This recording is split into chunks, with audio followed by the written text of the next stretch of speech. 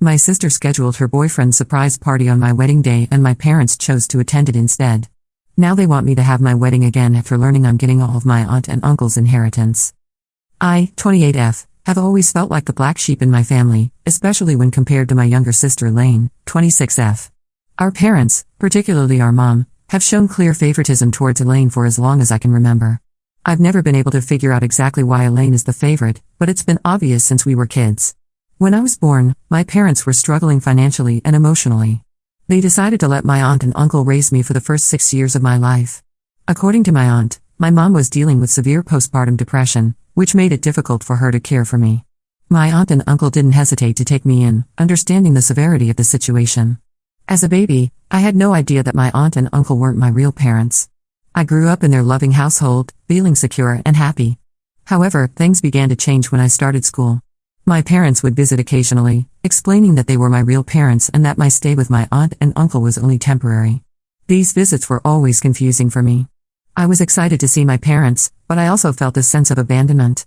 I would watch them spend a few hours with me, playing and talking, but then they would leave, taking Elaine with them. This pattern continued, and it became clear that Elaine was always their priority. While my aunt and uncle provided me with all the love and care they could, the brief visits from my parents left me feeling unwanted. Finally, when I turned 6, my parents brought me back home. At first, I was excited to be reunited with my family, but the excitement quickly faded. I realized how different life was compared to living with my aunt and uncle. One of the first changes I had to adapt to was sharing a room with Elaine. She had always had her own room, and there was a spare bedroom that my parents could have given me. Instead, they insisted that Elaine and I share a room so that we could bond as sisters. Elaine hated this new arrangement and made her feelings clear. If I played too loudly or read books that my aunt and uncle had bought for me, Elaine would mock me, calling me names. Whenever I tried to decorate my side of the room, Elaine would scoff and call me childish. If I brought home a good grade from school and excitedly showed it to my parents, Elaine would roll her eyes and sarcastically call me the teacher's pet. When I practiced playing the guitar my aunt and uncle had gifted me, Elaine would tell me I sounded awful and should give up.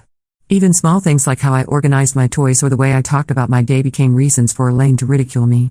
With time, I realized that the things I enjoyed doing became points of contention. The warmth and acceptance I had felt at my aunt and uncle's home was replaced with a constant sense of tension and conflict. Elaine had a problem with everything I did, and it made me self-conscious. Imagine your younger sister, someone you wanted to bond with, making fun of you for every small thing. It made me start doubting myself. I was too young to understand that what Elaine was doing was bullying. I thought maybe I was the problem and just wanted to fit in with my family. I stopped reading my books at home and would only read them at school. I stopped playing my guitar altogether. I did all of this hoping that maybe Elaine would accept me if I changed. Unfortunately, no matter how much I tried to adapt and fit in, Elaine's attitude towards me didn't improve. The more I tried to please her, the more I felt like I was losing parts of myself. Even when I stopped doing all the things that annoyed Elaine, she would find new ways to mock me. I remember in my early teens, I developed acne due to hormonal changes. Elaine would constantly tell me how ugly I looked and that my face was disgusting. Hearing this was so hurtful that I would cry and go to our parents. Instead of supporting me and telling Elaine off, my mom would tell me to stop crying and toughen up. Dad wasn't much help either, he would try to stay out of it. Mom would tell me how I needed to stand up to my sister instead of coming to her. As a result of Elaine's bullying and my parents' inability to make me feel safe and loved, I felt confused and isolated. I longed for the nurturing environment I had with my aunt and uncle, where I had always felt valued and understood. My aunt and uncle did come to visit whenever they could, and when they did, they would try to gently talk to Elaine and tell her not to trouble me, but she never paid them any attention. As I grew older, I slowly became a very angry teenager. I remember that even though Elaine was younger than me, she was more popular at school, and she didn't like that I was starting to make friends. She would try to sabotage my friendships by spreading rumors about me. This time, instead of asking my parents for help, I started standing up for myself. I would confront her about the rumors and tell my friends the truth. Elaine would complain to our parents, and I would sometimes get scolded, but I still felt a mix of satisfaction and guilt for retaliating. The last straw that proved to me exactly how much my parents favored Elaine over me was during my high school graduation. I had worked hard throughout high school and was graduating with honors. I wanted my parents' support and presence at the ceremony, hoping for their pride and encouragement. However, just days before the ceremony, my mother informed me that Elaine had a dance recital scheduled on the same day. Despite my graduation and her recital being hours apart, Elaine wanted my parents to attend her full dress rehearsal, and according to my mother, she needed them more. My mother assured me that my dad would be there to support me. Though disappointed, I resigned myself to the idea that at least one parent would be there for me. On the day of the ceremony, I was shocked when even my dad didn't show up. Apparently, my mom had called him urgently, saying Elaine was having a panic attack before her rehearsal and needed him there to calm her down. Dad chose to rush to Elaine's side instead of coming to my graduation. When I walked up to receive my diploma, I remember seeing no familiar face in the audience cheering me on. I felt nothing but a profound sense of loneliness and abandonment. Later, when I returned home, both my parents and Elaine were absent. I called them only to learn that they were still with Elaine, celebrating her successful rehearsal. Hours passed before they returned, jubilant and celebrating Elaine's performance. They hugged her tightly and praised her accomplishments as if it were the most significant event of the year. I couldn't shake the jealousy and hurt I felt at that moment. My parents didn't even apologize to me for missing my graduation. It was a stark realization of where I stood in my parents' priorities. Despite my hard work and achievements, I was always overshadowed and unappreciated compared to Elaine. This entire thing became a turning point in my understanding of how my parents viewed us, and it shaped my perception of myself within my own family. I started to stop asking my parents for help or for them to be present. I stopped thinking that I could depend on them. Whenever I performed well in my studies or extracurricular activities, I no longer bothered telling them anything. The only people I could talk freely about my achievements with were my aunt and uncle, and they always appreciated me, even for small things. Their words meant more to me than any recognition from my parents ever could. When Elaine graduated from high school and was accepted into a prestigious university, my parents made a huge celebration out of it. They were bursting with pride, bragging about her achievements to everyone and hosting a party in her honor. I congratulated my sister because I genuinely felt happy for her, despite our difficult relationship. A year later, when I graduated from college with a degree in computer science and a job offer from a top tech company, my parents did nothing of that sort. Seeing this, my aunt and uncle wanted to celebrate my achievement by organizing a small gathering with close relatives and some of my friends. Initially intended to be a modest affair, word spread and many more family members and friends expressed their desire to join and show their support for me. However, my parents expressed disapproval, deeming this celebration as over the top. They felt that I didn't deserve such a lavish celebration, especially when they hadn't done the same for Elaine when she started college. Admittedly, the party that my aunt and uncle were throwing for me was indeed more elaborate than the one Elaine had when she graduated high school. However, I wish my parents could have let me have just one day without complaining. My mother argued that Elaine would feel really bad if she found out that our aunt and uncle were celebrating me with a party, especially considering they had only given her a gift card when she graduated. My aunt, visibly upset, reminded my mother how she and my uncle always had to step in to support and celebrate me because my parents never did. She pointed out how my parents had enthusiastically celebrated Elaine's achievements but seemed indifferent to mine. My uncle echoed her sentiments, questioning why there was a double standard in celebrating their children's successes. In response, my parents defended themselves, arguing that it was challenging to balance celebrations for two children and that their focus had naturally been on Elaine's milestones since she was the youngest. They claimed their hands were full and that they couldn't do everything for both of us equally. My mother further justified that just because they didn't celebrate me enough didn't mean that they didn't love me. Thankfully, my aunt and uncle were not convinced. My uncle argued back passionately that being parents meant being there for both children, not just one. He criticized my parents for not treating me with the same enthusiasm and support they always showed Elaine. In the end, my parents had no argument to stand on, so I did end up having a big party, just as my aunt and uncle wanted me to have. I had invited Elaine to attend, but she told me she was too busy with college preparations to attend a silly little party. For years, my parents continued to show their favoritism towards Elaine, even when we were both adults. It's also particularly evident in how they treat us and our significant others. While Elaine and her boyfriend were always warmly welcomed to our family gatherings, I felt increasingly excluded, especially after I started dating my boyfriend, Jake. When family events came around, my parents would extend invitations to Elaine and her boyfriend without fail each year. However, after I introduced Jake to them, suddenly my parents had concerns about their gatherings becoming too crowded if they invited Jake as well. It felt like a double standard. What made it worse was how my parents viewed and talked about Jake. Despite his impressive academic achievements and successful career as a software engineer, they would find reasons to criticize him. Meanwhile, Elaine's boyfriend, who had dropped out of college and was still trying to figure out his career path, was never questioned or judged in the same way. My mother's comments were particularly hurtful.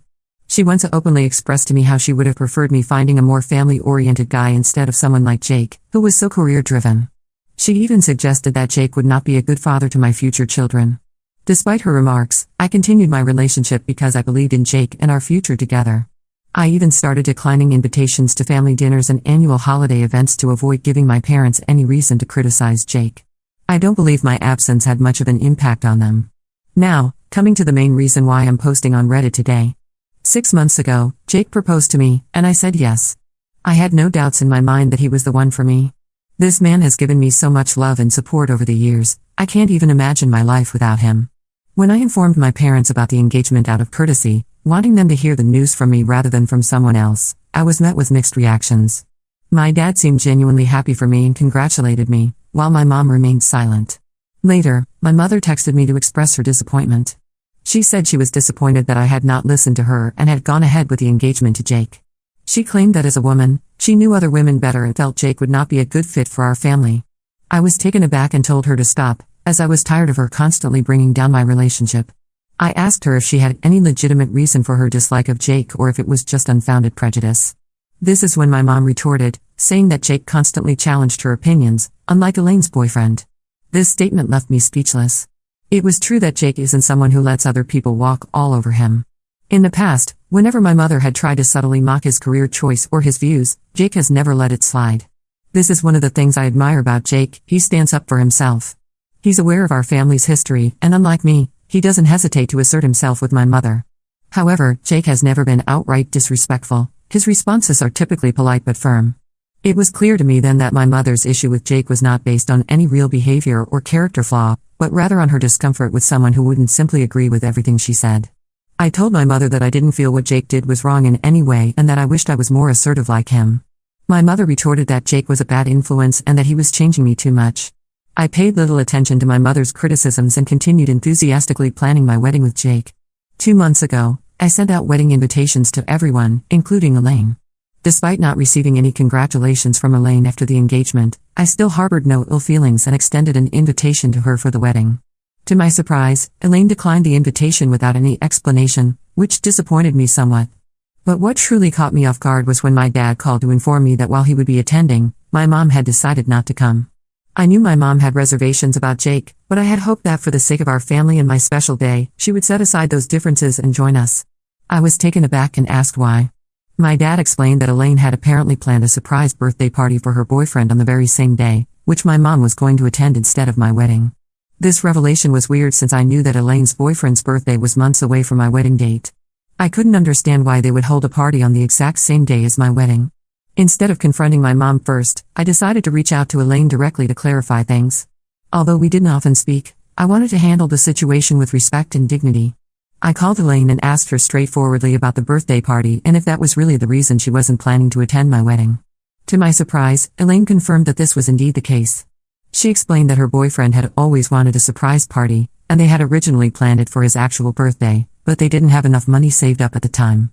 Hence, Elaine admitted that she had gone out of her way to make it up to her boyfriend by working hard and finding a special venue for their celebration that fit within their budget.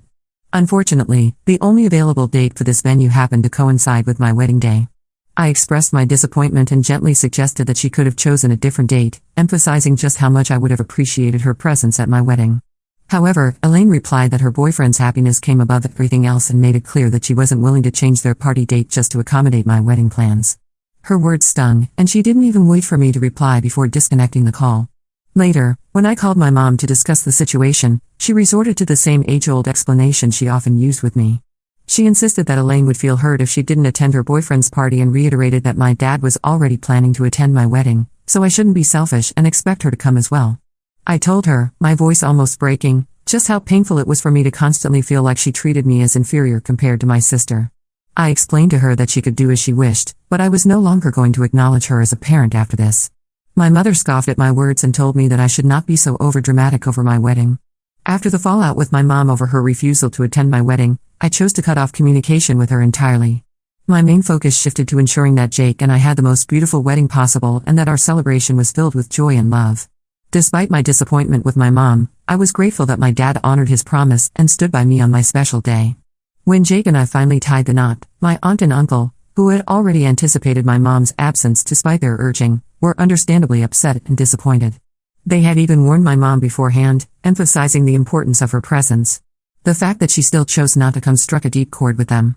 What made matters worse was when Elaine uploaded pictures from her boyfriend's surprise party, where my mother could be seen dancing and drinking as if she didn't have a care in the world. The issue wasn't what she was doing, but the way they both seemed to flaunt their disregard for my feelings about their absence from my wedding. My mom never once called me or Jake to check up on us or congratulate us throughout the whole day. Post-wedding, my aunt and uncle didn't hesitate to confront my mom about her absence from my wedding. They didn't hold back, expressing their disappointment in her behavior and didn't mince words while telling her plainly that they were fed up with how poorly she had treated me over the years. They told her that they had given her more than enough chances to be a good mother, but she clearly only cared about Elaine. They went as far as to threaten her with consequences, including potentially removing her from their will. When Mom tried to argue back with them, saying how Elaine's boyfriend's party was important too, they informed her that they would make sure that I got every penny of their inheritance since I deserved it more than her. This was a huge thing to be said by my aunt and uncle, and completely unexpected. My mom, who had been struggling to justify her absence at my wedding until then, found herself in a tough spot after hearing this. After her confrontation with my aunt and uncle, she called me, pleading for forgiveness. Mom expressed disbelief at how missing my wedding had escalated into such a fiasco. During our brief talk, she lamented how unfair it would be if I received my aunt and uncle's inheritance instead of her. She urged me to persuade them not to proceed with any decisions related to their estate. Clearly, she was more concerned about inheriting money than fixing our strained relationship. Hence, I didn't engage in much conversation with her as I was on my honeymoon and wanted to preserve my mood. However, lately, after I came back from my honeymoon, she's been calling me almost every day, pleading for another chance to make things right between us. She suggested that Jake and I should have another wedding ceremony, this time with just close family members if possible, so she can also attend. She's expressed regret over missing my wedding and insists that I should give her an opportunity to remedy the situation. Her change of heart and persistent requests have put me in a tough spot.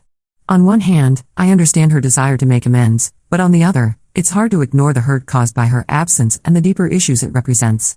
I don't want to plan another wedding just for her to attend. Also, out of nowhere, Elaine sent me a text saying how I should not have involved our aunt and uncle in our private matters and that Mom is really afraid of losing her inheritance. She said for the sake of Mom, I should stage another wedding just to restore the peace within our family. Ida, if I don't give in to the demands of my mom and Elaine to have another wedding? Update 1. It's been about 3 weeks since my last post, and a lot has happened. I want to thank everyone for their supportive comments and advice. Your words really helped me gain perspective on my situation. First, I talked to Jake about the whole situation. He was understandably upset about how my family had treated us, especially on our wedding day. He agreed that having another wedding would be unnecessary and potentially harmful to our emotional well-being.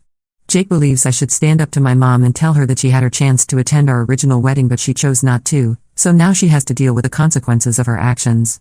I decided to take Jake's advice and the advice of many commenters. I called my mom and had a long, honest conversation with her. I told her that I appreciated her apology, but I wasn't willing to have another wedding ceremony just to appease her. I explained that her absence at my wedding was just the tip of the iceberg. It was a culmination of years of favoritism and neglect. My mom tried to defend herself, saying she always loved me but found it difficult to connect with me after I lived with my aunt and uncle for so long. She claimed that she felt like she didn't know how to be a mother to me and that's why she gravitated towards Elaine. I told her that while I could understand her struggle, it didn't excuse her behavior over the years. I also addressed the inheritance issue. I made it clear that I had no intention of influencing my aunt and uncle's decision about their will. I told her that their choice was their own, and if she wanted to change their minds, she needed to speak to them directly and work on repairing her relationship with them. The conversation ended with my mom in tears, begging me to reconsider. I stood my ground and told her that while I was open to working on our relationship in the future, I needed time and space to heal. I also made it clear that any reconciliation would need to include acknowledgement of past hurts and a genuine effort to change. After my conversation with my mom, I received an unexpected call from Elaine. To my surprise, she wanted to meet up and talk. Curious about what she had to say, I agreed to meet her at a local cafe. When we met, Elaine seemed nervous and uncomfortable. She started by apologizing for missing my wedding and for her behavior over the years. She admitted that she had always been jealous of the close relationship I had with our aunt and uncle, and that she felt like she had to compete for our parents' attention. Elaine then dropped a bombshell. She revealed that she and her boyfriend had broken up shortly after his surprise party. Apparently, the stress of planning the party and the guilt of missing my wedding had put a strain on their relationship. She confessed that she regretted prioritizing the party over my wedding and that she wished she could turn back time. I was shocked by Elaine's confession and honesty. For the first time in years, I saw vulnerability in my sister. We ended up talking for hours, sharing our perspectives on our childhood and our relationship with our parents. Elaine admitted that she had often felt pressured by our mom to be perfect and that she resented me for seemingly having an escape with our aunt and uncle. While this conversation didn't erase years of hurt, it felt like a step in the right direction. Elaine and I agreed to work on our relationship and to be more open and honest with each other in the future. However, just as things seemed to be looking up with Elaine, I received some troubling news from my aunt and uncle. They called to inform me that my mom had shown up at their house, demanding to know why they were planning to leave their inheritance to me. Apparently, she had accused them of trying to buy my love and loyalty with money. My aunt and uncle were upset by my mom's behavior and accusations. They reassured me that their decision about their will was based on their love for me and their disapproval of how my parents had treated me over the years. They also mentioned that my mom had threatened to contest the will if they went through with their plan. This situation has created a new layer of tension in the family. I feel guilty that my aunt and uncle are facing such stress because of me, even though I know it's not really my fault. I'm also worried about how this might affect my budding reconciliation with Elaine. Jake has been incredibly supportive throughout all of this. He suggested that we take a short trip away to clear our heads and get some perspective on the situation. I'm considering taking him up on this offer. I'm at a loss for what to do next. Should I try to mediate between my mom and my aunt and uncle? Should I stay out of it entirely? How do I navigate my new relationship with Elaine in light of all this drama? Any advice would be greatly appreciated. Update 2. It's been about 2 months since my last update, and the situation has taken some unexpected turns. I want to thank everyone again for their support and advice. Your insights have been invaluable during this challenging time. After much consideration, Jake and I decided to take that short trip he suggested. We spent a week at a quiet beach resort, away from all the family drama. It was exactly what we needed, time to relax, reconnect, and gain some perspective on everything that had happened. During our trip, I received a call from my dad. He rarely reaches out independently, so I knew something significant must have happened. Dad informed me that Mom had suffered a minor heart attack. She was stable and recovering in the hospital, but the doctors advised her to avoid stress. Despite my complicated feelings towards my mom, I felt worried and guilty. Jake and I cut our trip short and returned home immediately. When we arrived at the hospital, we found Elaine already there, looking exhausted and worried. To my surprise, my aunt and uncle were also present. They explained that despite their recent conflicts with Mom, they couldn't stay away when they heard about her health scare. Their presence seemed to have a calming effect on everyone. When I entered Mom's hospital room, I was struck by how small and vulnerable she looked. Her eyes filled with tears when she saw me, and she reached out to hold my hand. For the first time in years, I saw genuine remorse in her eyes. Mom began to speak, her voice weak but determined. She apologized for her behavior over the years, admitting that she had let her insecurities and fears drive a wedge between us. She confessed that she had always felt inadequate as a mother, especially after giving me to my aunt and uncle for those early years. Instead of working to overcome those feelings, she had channeled her energy into Elaine, creating an unhealthy dynamic in our family.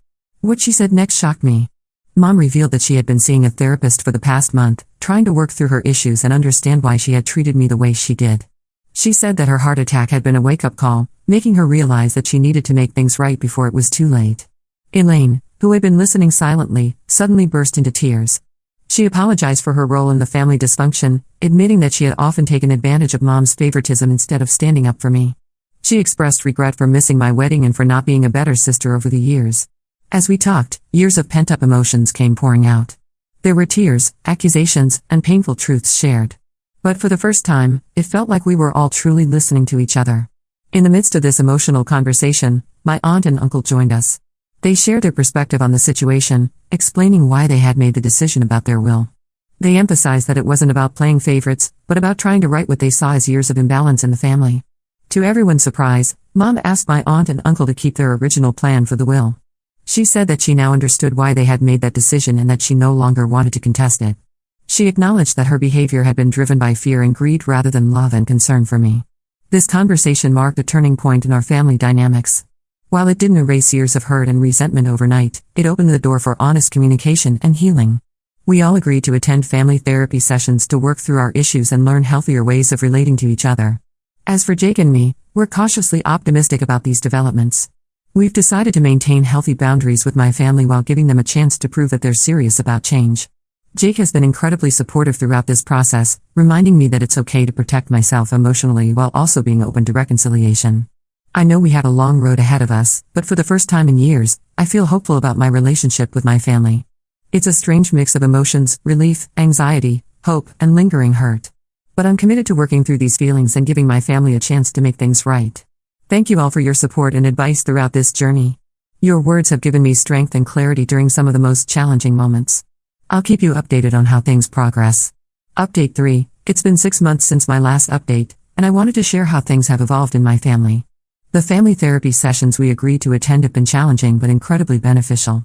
We've had moments of breakthrough and setbacks, but overall, I can see a positive change in our family dynamics. My mom has continued with her individual therapy alongside our family sessions. She's made significant progress in understanding her past behaviors and working on changing them. There have been difficult conversations where she's had to confront the pain she caused me over the years, but she's shown a genuine commitment to making amends. Elaine and I have been working on rebuilding our sisterly bond. We've started having regular sister dates where we catch up and share our lives with each other. It's been nice to discover the person my sister has become without the cloud of resentment and competition hanging over us. My dad, who had always been somewhat passive in family conflicts, has also stepped up. He's acknowledged his role in enabling the dysfunction in our family and has been actively working on being more present and supportive. As for my aunt and uncle, they've been incredibly supportive throughout this process. They've participated in some of our family therapy sessions, helping to provide context and perspective on our family history. They've also maintained their decision about their will, but it's no longer a point of contention in the family. Jake has been my rock through all of this. He's been patient and understanding, offering support when I need it and space when things get overwhelming. His presence has been a constant reminder of the healthy, loving relationship I deserve. One of the most significant developments came last month when my mom approached Jake and me with an idea. She suggested that we renew our vows on our first wedding anniversary, with a small ceremony including our immediate family and closest friends. Unlike her previous suggestion of a second wedding, this felt genuine and not driven by guilt or ulterior motives. After discussing it thoroughly, Jake and I agreed. We saw it as an opportunity to celebrate our love and the progress our family has made. The ceremony was intimate and beautiful, filled with emotion and sincerity. Seeing my mom, dad, and Elaine there, genuinely happy for us, was a moment I'll cherish forever. I won't pretend that everything is perfect now. We still have our moments of tension and old habits sometimes resurface. But the difference is that now we have the tools and the willingness to address these issues head-on. I've learned that healing family relationships is a long, ongoing process. It requires patience, forgiveness, and a commitment from all parties involved. While I'm cautiously optimistic about the future of my family relationships, I'm also proud of the boundaries I've maintained and the personal growth I've achieved through this journey. Thank you all for your support and advice throughout this challenging time. Your words have been a source of strength and clarity. While our family story is still being written, I feel hopeful about the chapters to come.